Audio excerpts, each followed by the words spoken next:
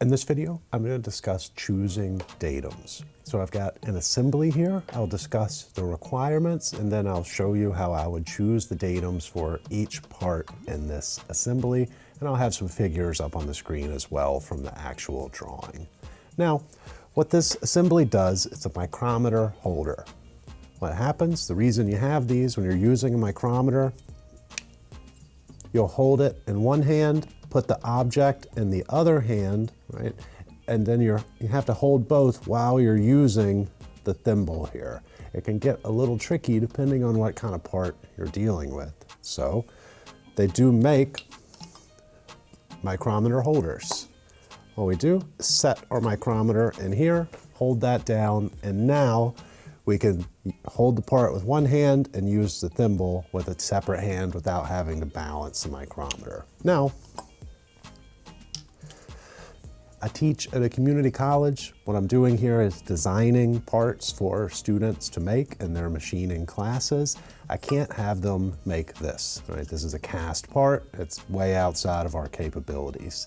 I need to design a micrometer holder that is totally machined, that uses manual milling machines and manual lathes with reasonable stock requirements. So in this particular design, I did the whole thing except for the screws out of these bars of brass. So it's 1 inch by 2 inches, and they're about 4 feet long. We got a whole mess of them from who knows how long ago. So we wanted to use it up.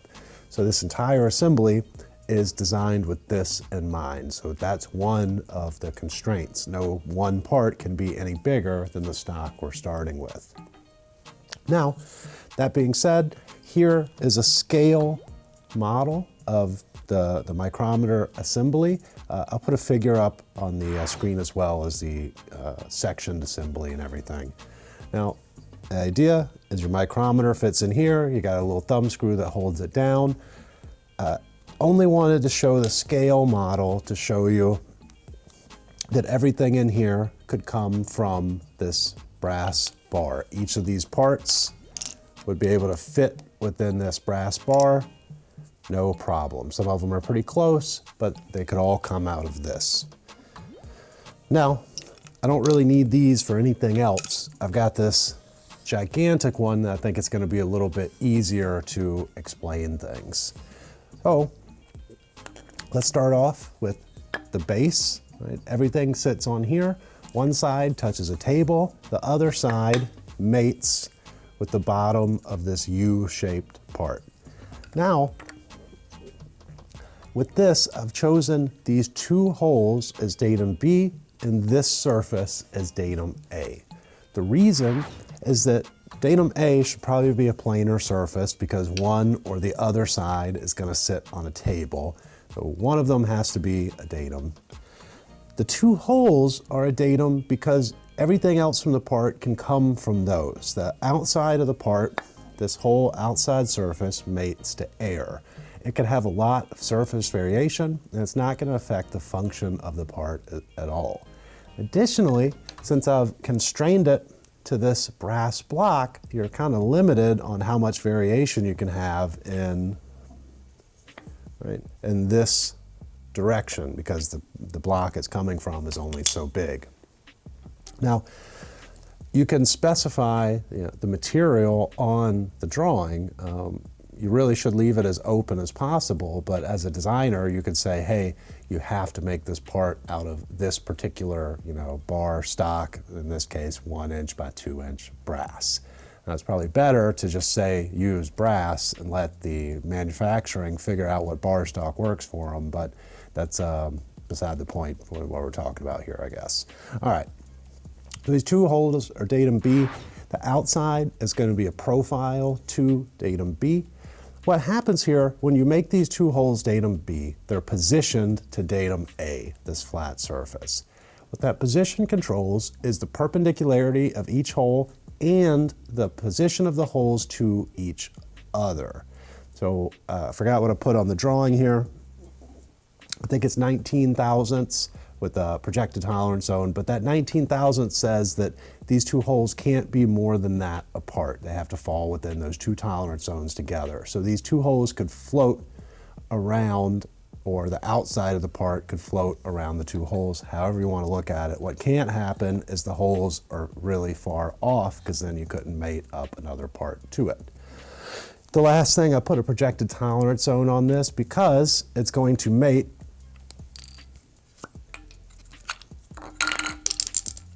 with this U-shaped part.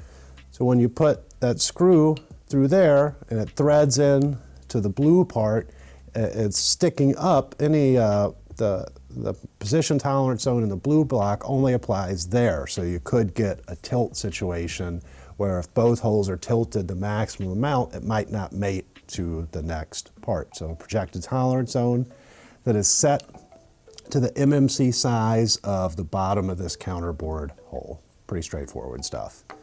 Now, let's move to the next part. This is where it hopefully gets more exciting. We've got this U-shaped part. We want to pick datums for it. Datum A is going to be this surface. Why? Because it's the first thing that mates to the next part. In this case, I would choose datum B as being these two holes right here that go through the part. If at all possible, you want datums to match datums in your assembly. Now, you can't always do that, but if you can, go for it. Now, what that implies is that you're measuring everything else on this yellow part from here and then the center of these two holes. So when you're measuring over here and over here, you're actually measuring from the middle of the part, which works out just fine. Most of the outside of this U shape is controlled with a profile with a fairly loose tolerance, because everything on this part except for the inside mates to air. So anything out here mates to air. It's not very important, okay? Now, the next important thing we want to control is the inside of this U shape, because the next part needs to fit in there.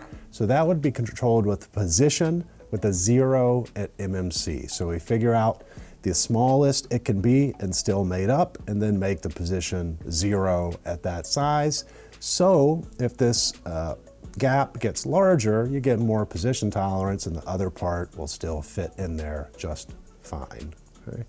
Now the holes on the side are positioned to here. Those will be a little bit more difficult to check, but you know, that's just how it's going to be for this part. It's probably a little too small to have multiple datum reference frames going on.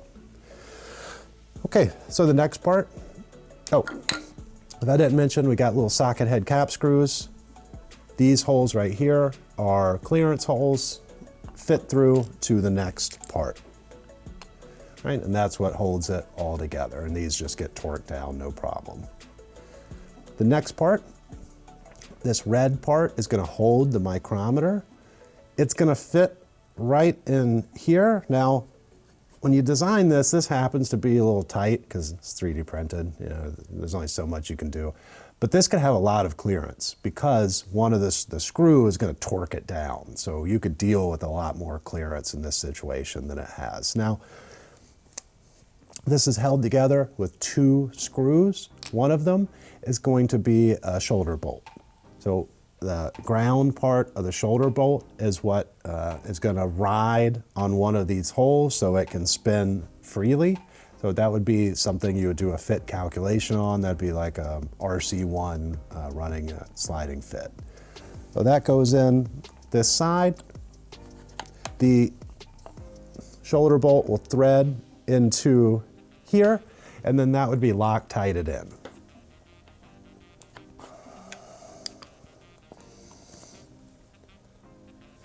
Next, we've got a custom designed bolt. So this would be a thread. It's got a shoulder on it, kind of like the shoulder bolt this is going to be the part that rides on one of these counter bores. Now, this is just going to thread in. This one will torque down to pull the yellow part to the red part so that this stays put when you get it in a position that you want. So this outside would be knurled, or it'd be a hex grip, so you could grip it by hand. Now, nothing too special with this bolt.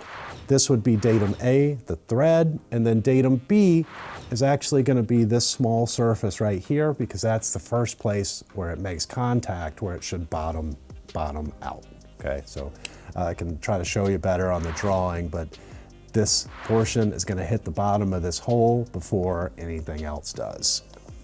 So I press that in there. Now, if you noticed, I don't have enough parts. This is actually used twice. So this would go in here, and I can try to show it right here, right? As you advance the thread, this is gonna press against your micrometer and hold it in place. So this is a Datums video, not a design for manufacturing video or design for assembly, but this is good whenever you can reuse a part in an assembly. It would have been easy, CAD design-wise, to design a totally different screw, but I use the same one and size this hole just like I sized this hole. That way they can use the same tooling and basically repeat an operation. Nothing too special going on here. Now I want to talk a little bit about this red part, right? What's the datum scheme here? This one is a little bit trickier. What we're gonna do to make this part easier to manufacture is make this datum A. We've got the hole right here, so we want this hole to be perpendicular to datum A. It's easy enough if we measure from here. Datum B is gonna be this large surface right here. So I'll show you on the drawing, it's a profile with two surfaces, so you're taking both into account. So A, B, and then C is a center plane going right through the middle of the part, because you don't favor one side over the other when it fits into the yellow portion. Now, if you want to leave a comment, if you got a better idea for this, I'd be glad to hear it. It's kind of a difficult part to apply a datum reference frame to that is functional and reasonable to manufacture. That's the best I came up with. I think it's a good trade-off between being able to actually inspect it and then making sense functionally. Now, one reason, if you can, use a planar datum as your primary datum feature.